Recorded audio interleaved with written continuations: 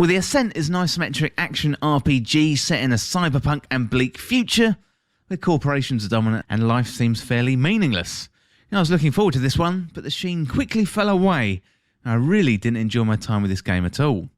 First of all, there are many things to like about The Ascent. The graphics, for example, when you're in the isometric view look great, plus you've got loads of particle effects when your character's running around the screen. The environments are probably the best thing about the game. They're rich, they managed to capture the cyberpunk feel really, really well. But unfortunately, that is where the fun stopped for me. I didn't really get on well with the action. I found it cumbersome and awkward. The cutscenes don't look very good. It's as if the character models are almost half finished. It's a shame because when zoomed out in the isometric view, it's a beautiful looking game. Well, the story in The Ascent is set on the planet Villas, and the people have gone there to find a better life.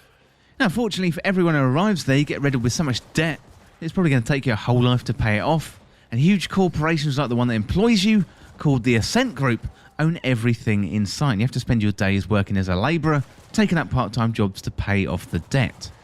You're going back to one of the positives of the game, and that is the rich environment. So your base is Arcology A, a massive skyscraper turned city, and it's busy and bustling with life. So there's bars, vendors, NPCs. Think neon-filled cyberpunk Tokyo, but turned up to 11. Everywhere you go in the game, there's shops, nightclubs, all filled with plenty of detail and little secrets to find. So another plus point I haven't really mentioned is the co-op play. You can play The Ascent with up to 3 players. I imagine this would make getting through the levels a little easier, as this one on your own is pretty tough. So regarding the gameplay, it is an isometric shooter. We have to run and gun, strafe, duck behind cover, and it's a shoot 'em up. So there's plenty of weapons and armour and augments and upgrades to acquire. The guns are varied with pistols, machine guns, shotguns and sidearms. There's also something about the game which reminds me of Diablo as well. So you got loot drops from enemies when you kill them, and it has that feeling of a looter shooter without the live service baggage. But it is worth noting the loot isn't random drops. I guess the comparisons with Diablo is probably more the look and feel rather than the dungeon loot crawling. Well, the weapons are good fun and they feel great, and you can really feel the weight of the shotgun blasts. The augments are good as well, so giving you a special ability, there's a cooldown, and gives you an edge in battle, So for example, you could have a huge punch that sends enemies flying back, or on fire, or smashing them so hard they dissolve. So if you're lucky, you get the augment that makes the enemies explode when they die.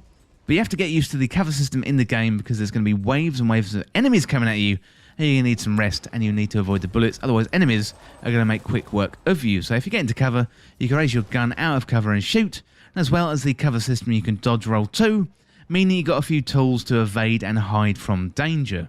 So you've got a variety of enemies that come at you with guns and knives and other weapons too, like spiked clubs. So you've got bosses and mini-bosses. They're tough, and they can be pretty inventive. So for example, there's 2 twin bosses very early in the game who like to tag team you with huge clubs, and even if you do find cover, they won't get you much rest, as the enemies like to push forward and keep you on your toes. So when you first start out in the game, you're going to be at base level, and as you progress through the game, you're going to need to level up your character through armour and weapon stats.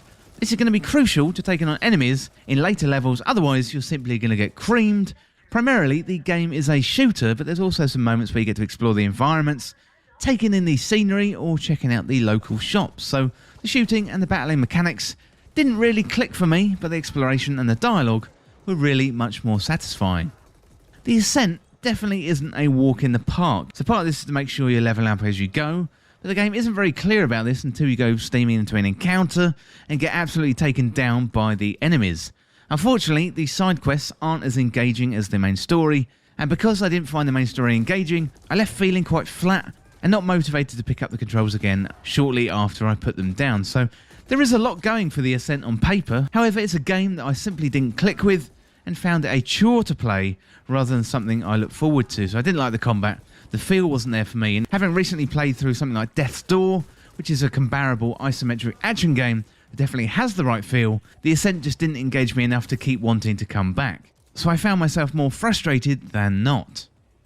So the one saving grace of this whole situation is that I didn't have to pay for the game, because it's on Xbox Game Pass and it has been available since day one, So this is kind of the perfect Game Pass game for me.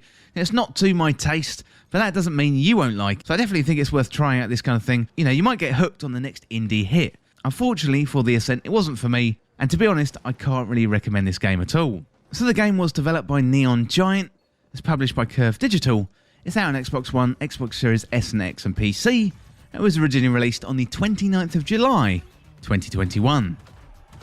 Well, that is it for my review of the Ascent. Unfortunately, I didn't really like that one that much, and it's not very often I come across a game that doesn't really click with me, but that one just really wasn't it. And thank you so much for watching. For more video game content like this, hit that subscribe button down below and subscribe to This Week in Video Games. If you want to join the community, check out the Discord link in the description, or you can follow me on Twitter at TWIVG Podcast. If you enjoyed this video and found it useful, liking and sharing the video would really help me out. Otherwise, check out the other videos on the channel. Thanks again, I'll see you soon.